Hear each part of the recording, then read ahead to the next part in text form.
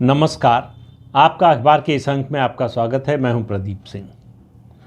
INDI alliance, India के नाम से जो अलायंस बना था, जो गठबंधन बना था, उसका गुब्बारा फूट गया। जिस दिन बना उस दिन से उम्मीद थी। मैं जब बना था तब से कह रहा हूं कि ये अलायंस या तो बनेगा नहीं, बनेगा तो चलेगा नहीं, चलेगा तो ये जीतेगा नहीं। ये तीन बातें मैं लगातार कंसिस्टेंटली कह रहा हूं और वो तीनों बातें सही होती हुई दिखाई दे रही हैं। तीसरे में अभी देर है, चुनाव के बाद पता चलेगा कितना चला कितना नहीं चला।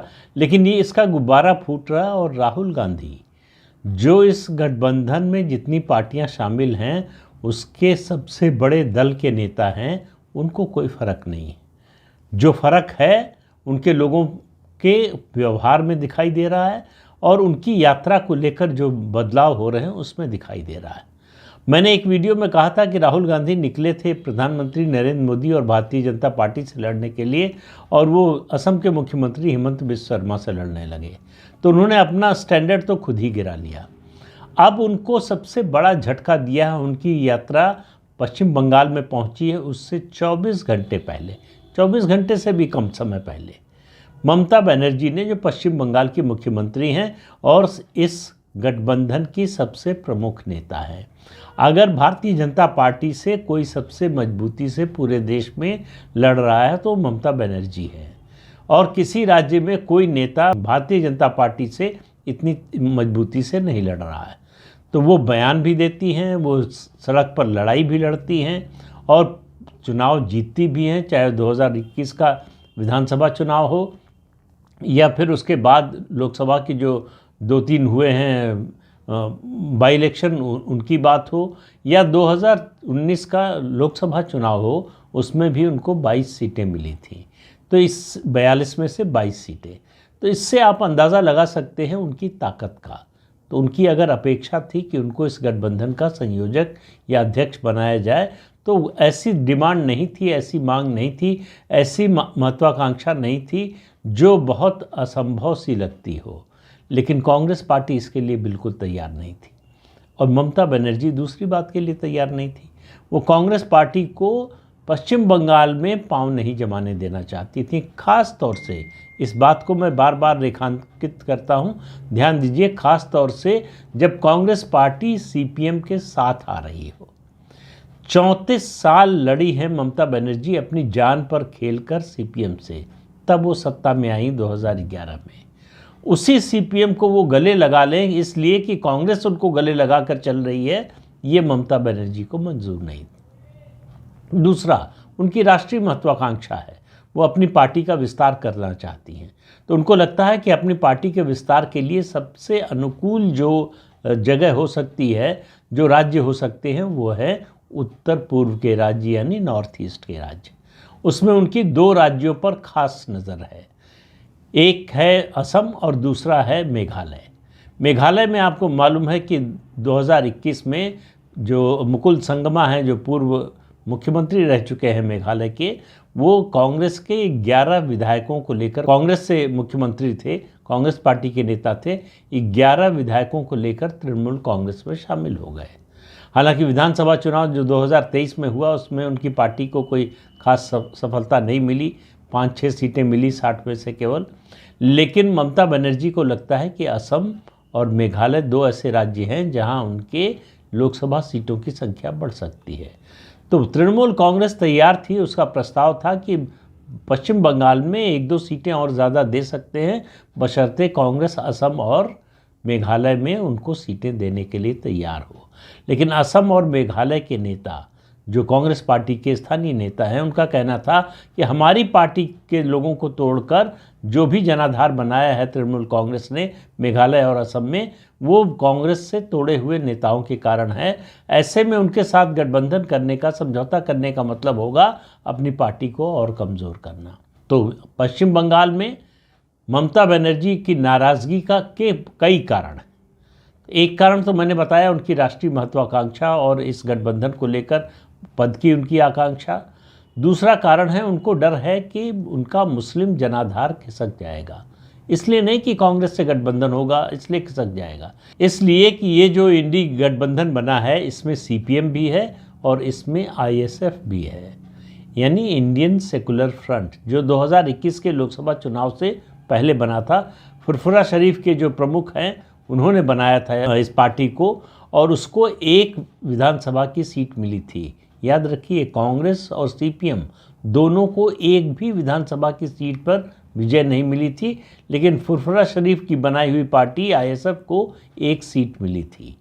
ममता बनर्जी को ये डर है कि फुरफुरा शरीफ के जरिए या आईएसएफ के जरिए कांग्रेस और सीपीएम यानी लेफ्ट फ्रंट, सीपीएम के नेतृत्व में लेफ्ट फ्रंट, उनका मुस्लिम जनाधार छीनना चाहता है। ये डर उनके लिए सबसे बड़ा, अगर उस जनाधार में ज़रा भी कमी आती है तो वो फिर बीजेपी से नहीं लड़ पाएंगी, बीजेपी से हार जाएंगी। ये बात उनको अच्छी तरह से पता है, इसलिए वो सीपीएम को किसी हालत में नहीं चाहती थी। सीपीएम का मतलब था आईएसएफ का भी आना, और ये बात ममता बनर्जी को मंजूर नहीं थी और कांग्रेस पार्टी को ये बात समझ में नहीं आ रही थी। तो पश्चिम बंगाल में यात्रा पहुंची है राहुल गांधी की, तो उसका रूट बदल दिया गया है ताकि जल्दी से जल्दी यात्रा पश्चिम बंगाल से निकलकर बिहार पहुंच जाए। 25 से 28 तक पश्चिम बंगाल में है राहुल गांधी की यात्रा, 29 को बिहार पहुंचेगी और 2 दिन वहां रहने के बाद फिर पश्चिम बंगाल में एंटर करेगी। लेकिन ममता बनर्जी की इस घोषणा के बाद कि अब उनका इंडी अलायंस से कोई नाता नहीं है, पश्चिम बंगाल में तृणमूल कांग्रेस और इंडी अलायंस के बाकी साथियों के साथ, बाकी दलों के साथ उनका कोई गठबंधन या सीटों का तालमेल नहीं होगा। और यहाँ तक उन्होंने कह दिया कि अब जो भी गठबंधन होना है वो चुनाव के बाद, लोकसभा चुनाव के बाद होगा। यानी एक तरह से उन्होंने औपचारिक रूप से उस तरह से भले ही घोषणा न की हो, लेकिन ये घोषणा कर दी है कि अब उनका इंडी अलायंस से कोई लेना देना नहीं है।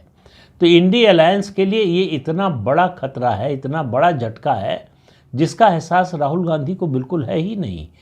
ममता बनर्जी ने जब ये घोषणा की उससे 24 घंटे पहले, मुश्किल से 24 घंटे पहले, उससे भी कम समय रहा होगा, राहुल गांधी से असम में मीडिया के लोगों ने पूछा कि तृणमूल कांग्रेस और कांग्रेस के बीच में सीटों के तालमेल को लेकर गतिरोध बना हुआ है। उन्होंने कहा नहीं, बहुत अच्छा चल रहा है तालमेल, हमारी बातचीत हो रही है। दोनों तरफ के कुछ लोग जो है बीच बीच में ऐसे बयान देते रहते हैं जिनसे मुश्किल होती है, लेकिन सब ठीक चल रहा है, ममता जी से हमारी बात हो रही है और सीटों का तालमेल जल्दी ही हो जाएगा।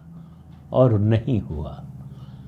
ममता बनर्जी ने ये बात सुनी होगी, उनको नाराज़गी इस बात की भी है कि राहुल गांधी की यात्रा पश्चिम बंगाल पहुंच रही है और कांग्रेस पार्टी ने न तो उनको यात्रा में शामिल होने का न्योता दिया और न ही इसकी औपचारिक रूप से जानकारी दी। ये उन्होंने अपने लिए अपमानजनक समझा।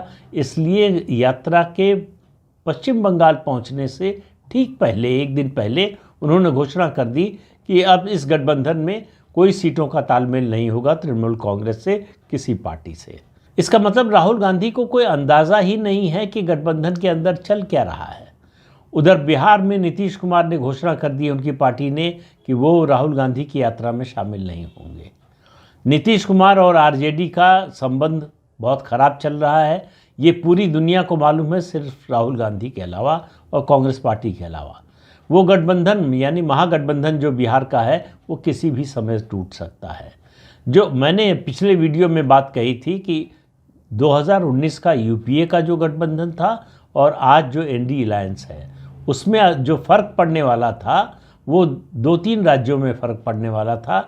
पश्चिम बंगाल में अगर ममता बनर्जी की पार्टी से होता गठबंधन सीटों का तालमेल, पंजाब में, दिल्ली में, ये जो है ये 3 नए राज्य हो सकते थे जहां गठबंधन बन सकता था यूपीए से बाहर, जो 2019 में नहीं था।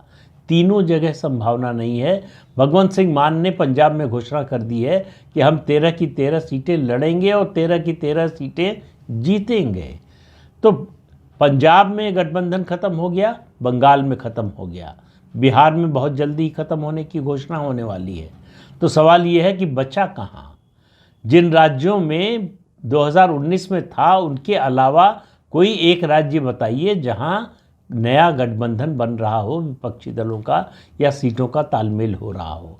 महाराष्ट्र में 2019 में जो स्थिति थी उससे बुरी स्थिति है। एनसीपी उस समय पूरी की पूरी थी, शरद पवार ताकतवर थे। आज न शरद पवार की वो ताकत है, न उनकी पार्टी उनके पास रही है। आधी से ज़्यादा पार्टी लेकर अजीत पवार जा चुके हैं और भारतीय जनता पार्टी से मिल चुके हैं, यानी उसके गठबंधन में शामिल हो चुके हैं। वही हाल शिवसेना का है। शिवसेना जो है अब एकनाथ शिंदे की है। उद्धव ठाकरे का शिवसेना पर कोई अधिकार नहीं रह गया है। वो टूटी फूटी पार्टी लेकर ज़रूर कांग्रेस और एनसीपी के साथ हैं, लेकिन उनके पास जनाधार कितना बचा है ये शायद उनको खुद भी नहीं पता है। तो इंडी गठबंधन का गुब्बारा इतनी जल्दी और इतनी तेज़ी से फूट जाएगा, इसकी उम्मीद तो मुझे भी नहीं थी। मुझे लग रहा था कि ये चलेगा नहीं, सीटों का तालमेल हो नहीं पाएगा, दिखावे के लिए होगा। अब आप देखिए कि ममता बनर्जी के साथ 3 पार्टियां या 3 नेता, तृणमूल कांग्रेस के अलावा जो है वो आम आदमी पार्टी अरविंद केजरीवाल और समाजवादी पार्टी और अखिलेश यादव। तो अरविंद केजरीवाल की पार्टी घोषणा कर चुकी है गठबंधन नहीं होगा पंजाब में ही नया गठबंधन होने की उम्मीद थी। तृणमूल कांग्रेस ने घोषणा कर दी है कि बंगाल में गठबंधन नहीं होगा। अखिलेश यादव कब तक चुप रहेंगे? मुझे लगता है कि बहुत जल्दी ही अखिलेश यादव की ओर से भी ये घोषणा हो जाएगी, क्योंकि अखिलेश यादव पिछले कुछ समय से, या कहें जब से ये गठबंधन की बातचीत चली है उससे कुछ समय पहले से राजनीतिक रूप से राष्ट्रीय राजनीति में वही करते हैं जो ममता बनर्जी करती हैं। तो वो एक तरह से ममता बनर्जी के पिछलग्गू बन चुके हैं, उन्हीं के रास्ते पर चलते हैं। ममता बनर्जी ने अगर कांग्रेस से नाता तोड़ लिया है तो अखिलेश यादव कितने दिन बनाकर रखेंगे ये कहना बड़ा कठिन है, लेकिन देर सवेर इसकी घोषणा होगी। ऐसा मुझे लगता है कि अखिलेश यादव यानी समाजवादी पार्टी और कांग्रेस का उत्तर प्रदेश में कोई गठबंधन नहीं होगा, क्योंकि ममता बनर्जी नहीं चाहेंगी कि कांग्रेस पार्टी कहीं से भी मजबूत हो किसी भी राज्य में। जिस पार्टी ने उनका अपमान किया, जिस पार्टी ने उनको धोखा दिया, वो ताकतवर हो ये उनको मंजूर नहीं। और ये बात मैं कई वीडियो में पहले भी कह चुका हूँ कि ममता बनर्जी को राहुल गांधी का नेतृत्व कतई स्वीकार नहीं है। वो राहुल गांधी को न तो पसंद करती हैं और न उनको जो है राजनीतिक रूप से सक्षम या योग्य मानती हैं। दोनों दृष्टियों से देखें तो वो नहीं चाहती कि कांग्रेस पार्टी राहुल गांधी के नेतृत्व में, भले ही उनके पास पद ना हो, लेकिन कांग्रेस के सबसे ताकतवर नेता वही हैं, इसमें किसी को कोई शक नहीं है। वो नहीं चाहेंगी कि राहुल गांधी मजबूत हों। चुनाव के बाद भी अगर कोई गठबंधन की संभावना दूर दूर तक, केवल चर्चा के लिए कह रहा हूँ, मुझे कोई उम्मीद नहीं है। मुझे उम्मीद है कि बीजेपी, मैं जो पिछले वीडियो में कहा था फिर कह रहा हूँ कि 2024 के लोकसभा चुनाव में भारतीय जनता पार्टी के लोकसभा सीटों की गिनती 1 से नहीं 303 से शुरू होगी, और कहाँ जाकर रुकेगी ये राम जाने। जिस तरह का राममय माहौल है पूरे देश में, उत्तर से दक्षिण तक और पूरब से पश्चिम तक, देश का कोई ऐसा कोना नहीं है जहाँ राममय वातावरण न हो। तो राम जी आए हैं तो कुछ तो चमत्कार करेंगे। ऐसा तो नहीं हो सकता कि जो सामान्य रूप से जिस तरह से चल रहा था उसी तरह से चलता रहेगा। तो चमत्कार की भी आशा कीजिए, और जनता के मन के विचार के लिहाज से भी अगर आप आकलन करना चाहें तो आपको समझ में आएगा कि 2024 में भारतीय जनता पार्टी अपनी लोकप्रियता के शिखर पर होगी। प्रधानमंत्री नरेंद्र मोदी तो 10 साल से अपनी लोकप्रियता के शिखर पर है। अब वो कौन सा नया शिखर छुएंगे, कहाँ पहुँचेंगे ये कहना कठिन है। अब उनके लिए जिसको कहते हैं ना स्काई इज़ द लिमिट, वही रह गया है। क्या अब उनके लिए अब उनके सामने कोई अवरोध, कोई उनके मार्ग में कोई रुकावट कुछ है नहीं। तो लोकसभा का चुनाव 2024 का मेरी नज़र में 1 हॉर्स रेस है। दूसरा घोड़ा है ही नहीं दौड़ में, दूर दूर तक नहीं है। तो भारतीय जनता पार्टी की जीत तो पहले से तय थी। अगर थोड़ी बहुत संभावना थी कि ये संघर्ष हो सकता है, लड़ाई हो सकती है, ये दिख सकता है कि मुकाबला हो रहा है, तो उसकी उम्मीद भी ख़त्म हो गई। जैसे एक तरफा मैच होते हैं उसी तरह का हो गया। जैसे आपको याद होगा क्रिकेट में एक समय वेस्ट इंडीज़ की टीम हुआ करती थी क्लाइव लॉयड के नेतृत्व में, उसी तरह की टीम बन गई है भारतीय जनता पार्टी प्रधानमंत्री नरेंद्र मोदी के नेतृत्व में, जो अजेय है, जिसको हराया नहीं जा सकता। क्लाइव लॉयड की टीम भी जो है वो मैदान में उतरती थी तो सबको मालूम होता था कि नतीजा मैच का क्या होना है। लोग देखने सिर्फ ये जाते थे, उनका प्रदर्शन क्लाइव लॉयड की टीम के सदस्यों का, मतलब बैटिंग बॉलिंग फील्डिंग उनकी देखने जाते थे, और विपक्ष या उनका प्रतिद्वंदी कितने बड़े अंतर से हारता है ये देखने जाता था। वही हाल 2024 में भाजपा के विरोधियों का होने वाला है। तो इस अंक में इतना ही, अगले अंक में फिर मिलेंगे किसी नए मुद्दे के साथ। तब तक के लिए अनुमति दीजिए। आपसे अनुरोध है कि ये चैनल देखिए, शेयर कीजिए, लाइक कीजिए और सब्सक्राइब ज़रूर कीजिए। नमस्कार।